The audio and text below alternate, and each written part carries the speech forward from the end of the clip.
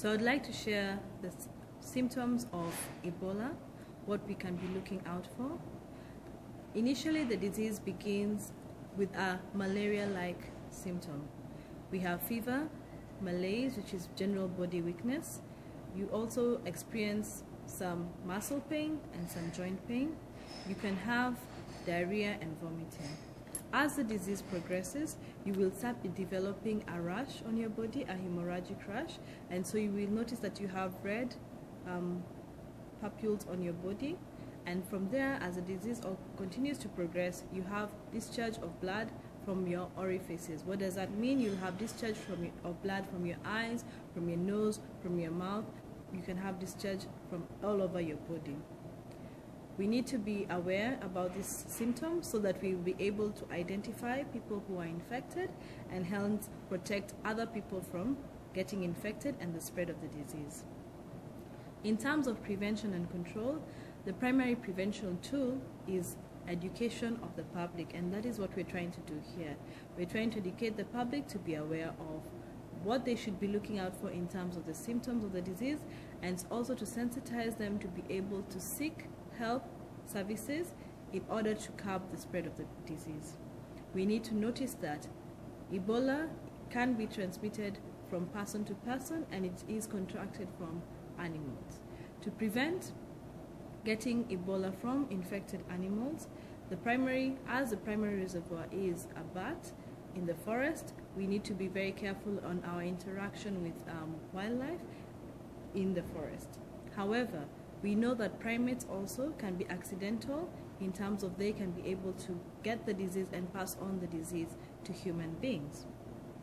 When we are looking at animal transmission, we need to also realize that whatever domestic animals that we are keeping, we need to keep them in good health and in a clean and safe environment. Primarily, we need to practice animal health, whereas we are working together with the people like veterinary officers who will be able to ensure that our animals, our domestic animals, are in good health. And when veterinary officers are interacting with animals, they should obviously take the necessary precautions in terms of wearing personal protective equipment. We also need to note the human-to-human transmission. In terms of human-to-human transmission, it is good to realize that Ebola can be transmitted through human contact. And the contact is through either broken skin or through the wet surfaces, the mucosal membranes. Contact is with bodily secretions such as saliva and blood and other bodily secretions. In terms of how to protect ourselves from spread of the disease, practicing normal hygiene such as hand washing, wearing of gloves, or even face masks when we're around patients who we suspect to be infected could make a large difference.